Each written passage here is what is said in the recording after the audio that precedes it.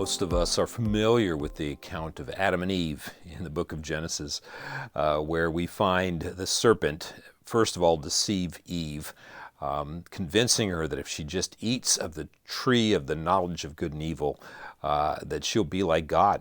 And she takes a bite and convinces Adam to take a bite. And as a result, all of humanity fell into sin. That means that every human being born on this earth is born into sin, because the sin of Adam, he's really the guilty one, has been passed on to all of us. Yet we rejoice in what Christ has done for us. But, so often we look down on Eve. We look down our nose at her like, why in the world would you do that? Why would you get deceived by a snake of all things? Well, the truth is that all of us are still being deceived by the same snake.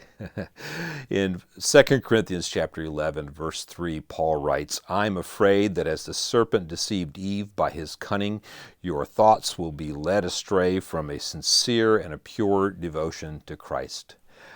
Paul was really concerned about the young Corinthian believers, that they were being led astray by flashy apostles, false teachers, and people who were not teaching the gospel of Jesus Christ.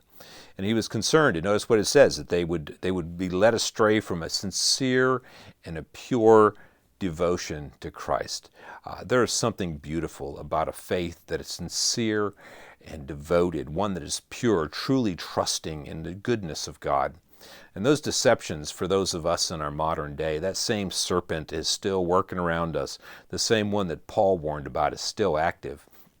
So I want to modify that a little bit, and for all of you who are watching this today, to pause for a moment and say, be careful, don't be like Eve and be deceived by any type of false teaching, any type of information that would pull you away from your devotion and sincere faith to Jesus Christ. You see, we are constantly reading information, and with all the information we have available to us, it's easy to read those who claim to be Christians, claim to use the Scripture in different ways, but are actually robbing us of our pure devotion to Christ, robbing us of our sincere faith.